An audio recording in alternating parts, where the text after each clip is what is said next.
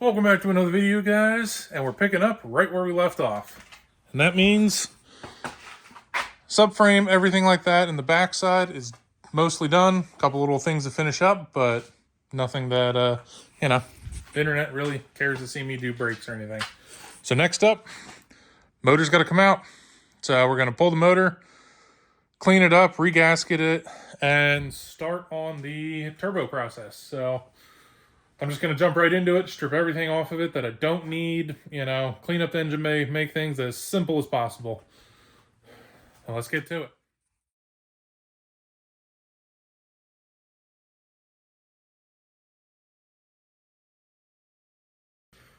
As you saw in that time lapse, I got the head cleaned up, surfaced it.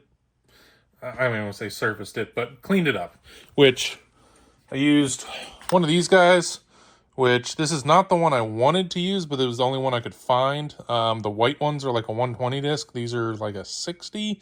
So I was as careful as I could be and, as little pressure going across the head. But that was a scrape it with a razor blade, hit it with that, and then just a Scotch-Brite just to clean off that surface.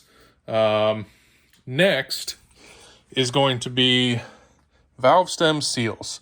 And now I had to set this up already, which this is not the correct tool for this. Valve, spring removal tool. However, I bought this for a VR6 years ago, and I've used it on a ton of stuff. You just have to find the right way to mount it. And as basic as it is, you get tower here, bar that goes across it, fitting with the bar, or, pivot point, bar coming through it. You got all your adjustment points. And then all you have to do, besides looking at my giant thumb, is push down on the handle, and you can get it to pop just like that. So I have a rag underneath so that the valve doesn't go down, but then you push it down when I'm not holding the phone, use the magnet, pull the keepers off. So then you end up with your keepers, valve spring, and seat. And I am doing the valve stem seals because I know this is a higher mileage motor, and my other car burns a little oil, so I just figure while I'm in here, I'm doing it. Which brings us to this.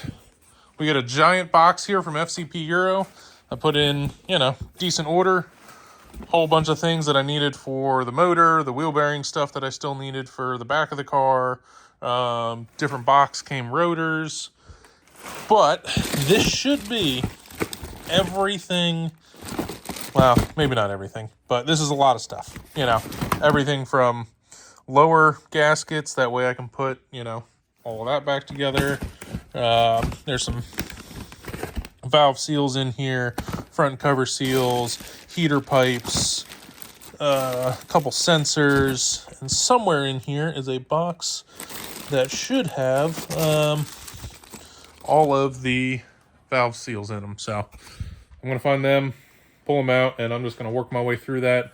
This is one of those jobs where it's just tedious, but completely doable.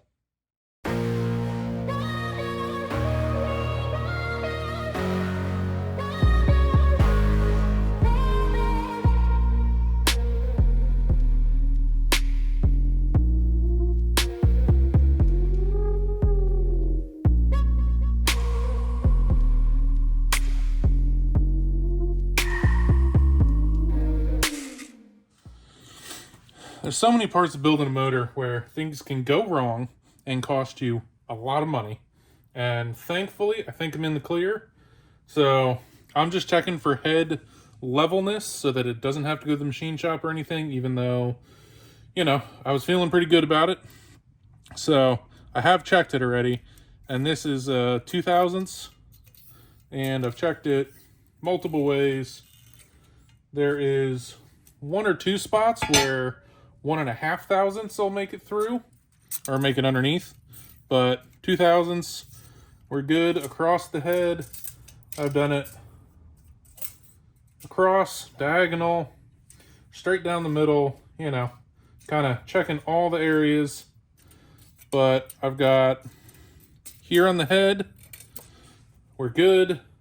And then it's the same thing over here on the block where I've got one area, you know, straight down the middle where I think 1.5 fit through, or not 1.5, 1.5 thousandths fit through.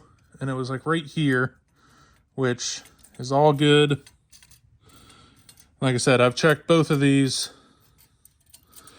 you know, diagonal, straight across, you know, added them right here where all the bolt holes are, and everything is looking good where 2 thousandths does not fit under this straight edge, which is, I had to borrow this from a buddy, you know, a true straight edge. It's not just some random piece of metal. I'm sure because it's Snap-on, it cost him, you know, 25 easy payments of $39.99, but it helps to have a buddy that lets me borrow stuff. So, block looks flat enough, head is flat enough, which means we're on to, you know, the next part of it, where this is my hopeful solution to, you know, keep this motor together. Now, I have read a lot of places where you can, I'll say you can, but, you know, stock M54 motors with, you know, you can run 10, maybe 12 pounds on them, unopened, make, you know, the 350, 400, maybe a little more, and you can be okay. I didn't want to take the chance, especially with, you know, beating on it, drifting. I don't want to turn it up for like a burnout comp or something like that, but I know myself, I might. So, this is my hopeful solution. These are racewear. Let's say that's the kit number for E46s. They're 10 mil head studs. Usually, so M50, M52, as far as I know, are like an 11 or 12 mil head stud. So ARP makes head stud kits for said, you know, M50 and 52. However, they don't work on the M54, which are, you know, aluminum block, aluminum head. The stud holes are always an issue. I've seen it in person, and you hear about it all, you know, all online, where you will pull the threads, or you can pull the threads out of the block. These are supposed to, you know, solve that.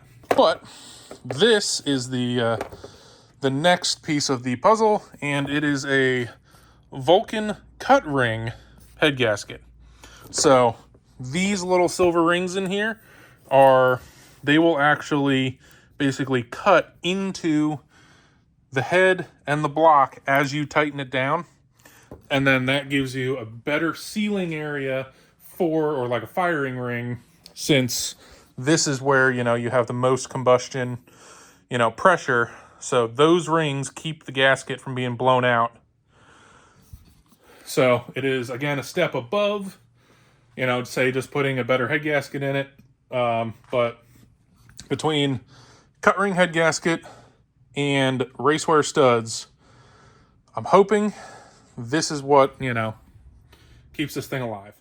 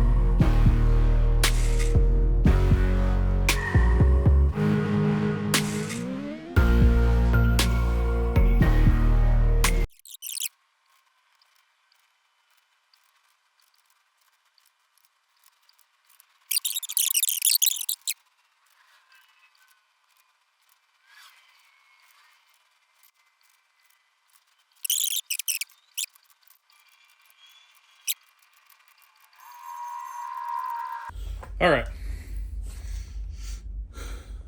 double, triple, whatever, quadruple checked. Everything is torqued down to 42 foot-pounds.